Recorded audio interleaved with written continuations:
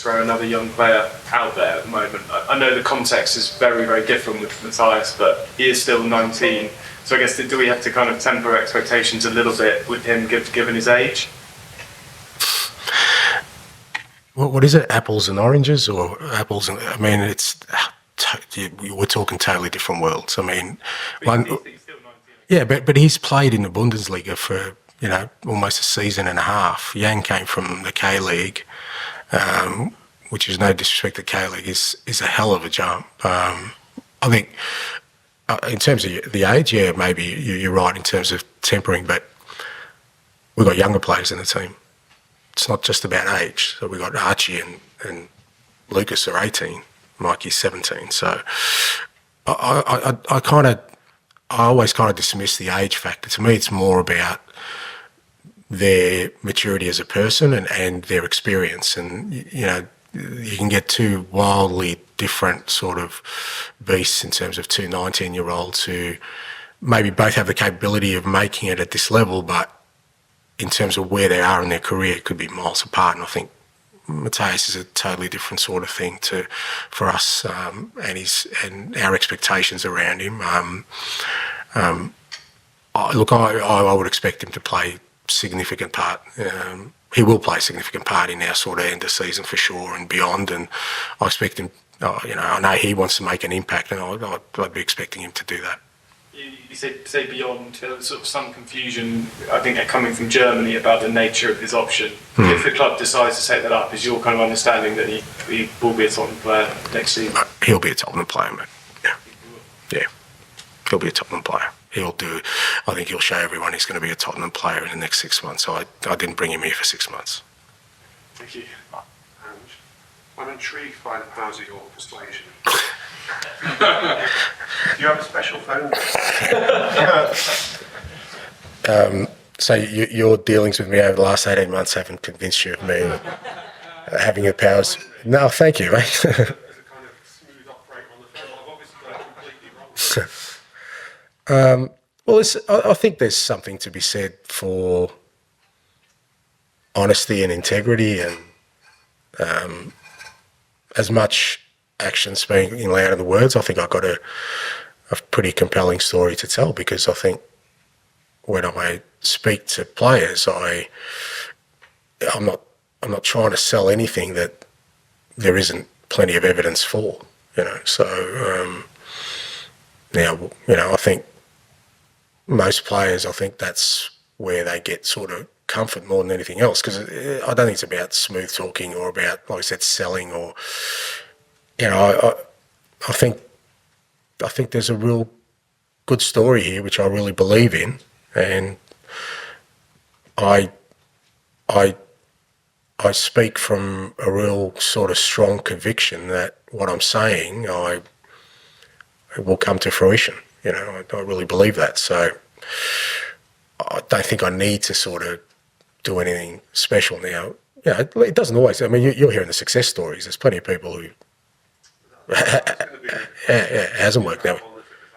Yeah, plenty. There's been a couple this window. Yeah, which straight away there's a disconnect. It's not going to work, because what I'm saying and the questions they're asking, when we're on a different sort of page, and that's not a criticism there, because people look for different things. So you're looking for something that resonates. So yeah, that's right. Like I said, I definitely don't have a 100% hit rate. That's for sure. But I think that's part of it as well. I think, I kind of get comfort from that too when I walk away and I'm thinking, geez, he's a good player, but I don't think he's going to be a good fit. So it's probably not a good idea for him, and it's not a good idea for us. So it works out well, either way. Do you have these calls with all players, or is it in certain situations you get drafted in? Yeah, I don't like having conversations unless I think there's a real sort of interest there from both sides. Like, I just don't want to. I think it ends up wasting my time, and unless we're really convinced about someone and we feel like there's some sort of interest coming the other way, then I'm not going to get involved. I don't usually get involved until kind of everything else has sort of been sorted out around sort of financials and all that kind of stuff. Then I know, okay, well, this is kind of the final box we need to tick, and then they'll kind of wheel me out then. Are you comfortable? Are you fully behind this idea that Spurs are building a team for the future? You buy 19, 18, 21-year-olds. It doesn't normally fit with the short-termism of modern management. But you have to be convinced, or No, I haven't been. I mean, I've been a sort of a big driver of it. I really feel like, when I took over, that you need to rebuild a team, rebuild a squad. This wasn't tinkering around the edges. I've said that all along. So, and you need, if you're going to do that, invariably you've got to go young to allow them to grow and develop together. And we had some experience here, which has helped us obviously. And I think signing Dom and was an important part of that. Kevin to a certain extent, because he's kind of a little bit more experienced. But that doesn't, again, that doesn't mean I'll see the fruits of that labour. You're right. That's the nature of it. But I've said from day one, I'll always make decisions that I believe are best for the football club and best for what I think is going to bring success to the football club. That's the way I've worked. And, from my perspective, all these decisions are, I'm as much a driver of as the club. I haven't no one's been thrusted upon me that I think, it's not someone who I think is going to fit. you have no reassurances that, that there's not two sides to the coin, for example, that you'll be going this way, and that makes you a bit more secure, because we all... I'm not interested in security. I've said that before. It doesn't exist in the modern game, because it doesn't matter what anyone tells me. Somebody could say to me, "Oh, Ange, we're right behind you," and then, I've lost him, so I'm down to Ali, and that's about it, and so you're okay? You're solid? Yeah. I've got a couple. Yeah, that's true. Yeah. I just got to get you on the phone. I know that's not the real world. Ultimately, the real world exists around, well, if I keep getting results, then I'll be okay. If I'm not, then the invariable pressure that's been on me for the last, feels like 3-4 months will still be there. And there's no guarantees about anything. So I don't worry about that. I don't care about that. I've said before, being a manager, especially in today's world, it can be so, you can feel so isolated, so vulnerable. I don't feel that. I feel like the playing group is rock solid, the staff are rock solid. I feel supported. That's all you can ask for. Where that takes us, time will tell. I firmly believe it'll take us to success, but there's no guarantees of that. I understand that. If I may, one more on youthfulness. You go to Anfield and what you expect that Galatasaray, Ibrox, Everton even didn't start well in any of them games when you were hot. Is that inexperienced youthfulness from you? No, it is part of the experience. I thought we handled, I know people say it differently, but, we handled sort of Old Trafford pretty well, which I think is also, pretty intimidating. It can be pretty intimidating. So I think we've had our moments at times, but I think those kind of things have allowed us to grow for sure. Those kind of experiences, especially some of our younger players, because for a lot of them they're still first. Like for a lot of them, it's going to be first at Anfield tomorrow night. People kind of dismiss the fact that it is such a young group that a lot of them are doing things for the first time that all you guys have kind of experienced in multiple events. So. But I see that as a positive. The more we expose them, the more we put them in these situations. The greater the growth will come from the group when we're further down the track. So, but I don't think. I think from what I've seen of the group and what they've had to handle over the last sort of 2 months, I don't think the atmosphere or sort of the conditions around the event are going to overwhelm them at all. I think they're ready for it. Actually, what can a victory at Anfield, given how imperative it will be this season, do to the context of this season? As a confidence booster to all these young players, the whole narrative around this. Oh, look, there's no hiding it. It would be massive because, like I said, it's not. We've obviously had to beat both Manchester clubs to get to this point. We've had to beat Liverpool in the first leg to be in this position now. So.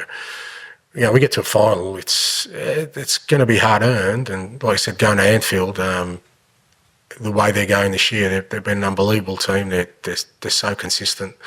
They're the most sort of settled, injury-free team in the whole league. I think apart from us, they're the only ones sort of in all the competitions still having a crack in all the competitions. So, all those ingredients, if we can manage to overcome that and get to a final, I think it'd be massive for where we're at, massive for our future, and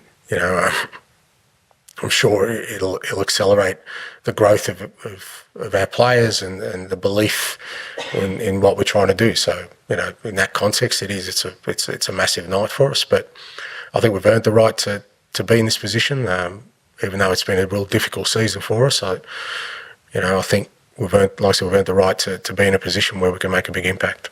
Mathys, he's going to be a long-term player at Tottenham. I mean, Harry Kane's talked about it, Thierry Henry, glowing words, Julian Nagelsmann, there's loads of quotes about what a great player he is. Can you just give us a sense of what an exciting, global talent you've never seen play? Oh, yeah, I mean, obviously my opinion is worthless when you're talking about all these other guys. So their opinion weighs far greater, but that's the reason I've signed him. I think he is. Look, I think he's very, very exciting. I think when you meet him, you realise he's got that bit about him as a person who, like I said, enormous. Even though he's young, self-belief and confidence in what he can do and what he wants to do.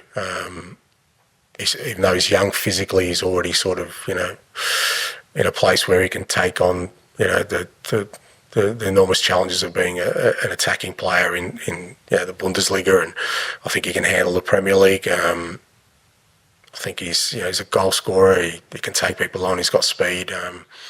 Look, he is exciting. I'd be very surprised if there was a club that wouldn't be interested in somebody like him. So, like I said, us being able to acquire, irrespective of the situation we're in, just us being able to get him in, the circumstances behind, I think is fantastic for the football club. And just finally, I remember when Richarlison was injured, there was a point you said, guys, just stop asking about him for a while because it's going to be a while.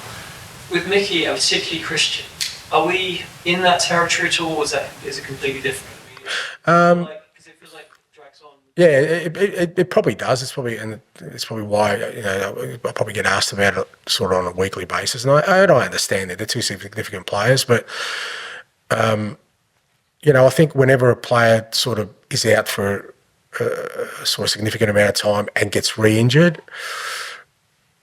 then I think you kind of err on the side of being cautious. Now, we could take risks with both of them for sure, and I think football's funny. They may be able to get through. Who knows? I mean, but the fact that there is a risk there, and with everything that we're sort of dealing with at the moment, I don't see the sense in us sort of pushing that through. I think, they're different cases, of course, but they're both just so valuable to us that I guess the one thing I'm looking at is when we bring them back, I want them to stay back. I don't want them to have another setback because we can't afford to have another player in that position having a setback after losing Radu now. So, and I think what we've done with Richie has worked really well for us this time. The first time he came back, sort of got re-injured.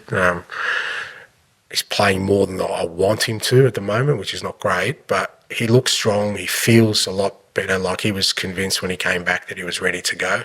I guess I need to get to that space with Mickey and Christian where they feel like I'm ready for the Premier League and whatever else we need to tackle.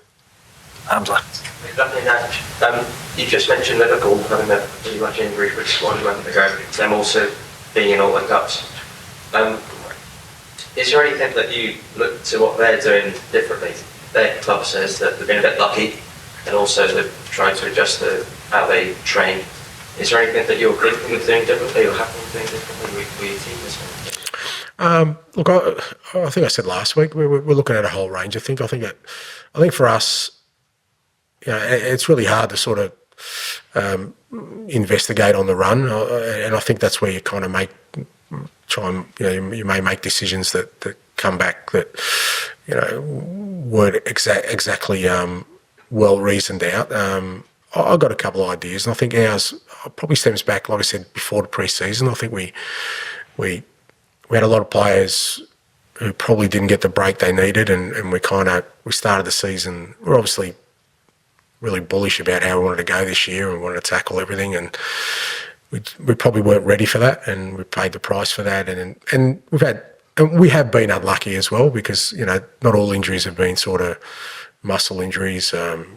Vicario, which was a big loss for us, and obviously Radu, and even had things like Bentancur being suspended for 7 games, which again, did the wrong thing. We have to take the punishment, but the time it happened, we were kind of short of players. So there's a whole range of things that kind of ended up being a perfect storm for us. But we'll certainly look at the way we do things. I know people kind of look at our training, but I guarantee you, we have hardly trained for the last 4 months. I've said before, all of you could have done our training. Like, we've been playing games. It's got nothing to do with our training. We're kind of looking at our processes, and certainly it's not a situation we want to be in again. But I think the wiser thing to do is to kind of stay calm and investigate it properly and make sure we make the best decisions moving forward. How does that process work with you and the sports science thing? I was watching a seminar you gave like 5 years ago. You pretty much mentioned that you like to let your teams do what they need to do, and you just sort of oversee that. How does that work? Yeah, look, I really believe in that. I think, as much as I've been in the game for a long time, and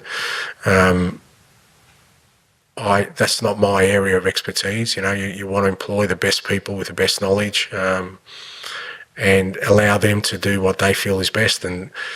But it all has to correlate to one sort of central idea, is that how we want to play. So it all feeds from there, but I don't sit over their shoulders and tell them what to do. I think it's important that people are empowered, because that's how you get the best out of them. They have the knowledge, they have the expertise, and my role within that is to kind of guide and make sure we don't move away from the basic core principle of the way we want to play our football. Last couple joking and mentioned about bursts that the youngsters are going to experience for the next couple of weeks. But the other end of the spectrum, you've got science coming up for 10 years, maybe not much progress, but you've been really sharp in the last couple of games. Do you sense a different kind of determination in gearing up to what could be a special one? Yeah, look, Sonny's been outstanding for us. I mean, I think, again, I've said before with Sonny, like, the extremes we've had to put on him this year is just, it'd be tough for anyone to sort of carry the load he has, both from a physical perspective, a mental perspective. I think he was unbelievable against Brentford on the weekend, but that's because he only played 45 minutes on Thursday night. Now, we haven't been able to do that. We've had to, if we had the opportunity to give him the rest he needs to be at his best, I think you would have seen him. But we're certainly at this stage of the season, I think he's really got a real clear focus in his eye that he senses an opportunity for us as a football club, not just for himself to have success this year. And I think him, and I think Ben Davies has been another one who really stepped up in recent times. Two guys who've been at this club for a long time and understand what success will do for this football club. Not just for them personally, which I think should be a driver, because I think Sonny, for the kind of everything he's done for the football club, I think it would be more than fitting for him to get some trophies to sort of add to his already sort of status at this football club. I think both of them realise what it means for the club, more importantly, and he's going to be, he has been, but he's going to be a big sort of part of us, hopefully, having success. So just by the nature of it, both of the two that you mentioned, they've experienced disappointment in these big games with Tottenham. Is that sort of a mental hindrance for them, or just to tell them, give them a bit of advantage that they know probably what not to do? All these things, experiences, I think it depends how you kind of use them. They give you perspective, they give you understanding, they give you learnings. You can be at both ends of the spectrum, where you've tried and you've failed, but that's allowed you to grow. Or you can be the other end of the spectrum, where you've never failed and you don't know what that looks like, so you just go sort of blindly into anything you're doing. So it's a balance of both. I don't sense with Sonny in particular, but even with Ben, there's any burden on them, or they feel like, we're going to fall short, or there's something missing. I think they're as optimistic as anyone, and for the other guys, like I said, that whatever this club's been through in the last sort of 14, 15 years trying to get a trophy, they're not been part of it, so they don't need to feel burdened by that. They can just go out there and try and change that. Neil, to finish, please. Right, one more phone question to finish. Do you want to phone it in and get my phone voice? Okay. Are the red flags when you speak to players about that? And can you think of any examples? Feel free to give names where it's gone to. Away from my book, mate. No, there are red flags. There are, because, and like I said, it's because I'm 59 years old, and I kind of spoke about knowledge before, but with age comes wisdom, which is much more powerful than knowledge. So you get a sense of these things. You get a sense of people. I think I'm a pretty good judge of a person. Not in a, to contextualise that, not bad or good person. Is a person that's going to fit what I'm trying to do here. That's the main thing for me, because there are fantastic footballers, fantastic people that maybe not a good fit. I'm not the right kind of manager for them. You've got to accept that. It's not a judgment call on them in terms of a value base. It's whether does their personality, does their character, where they are in their career, what kind of questions are they asking.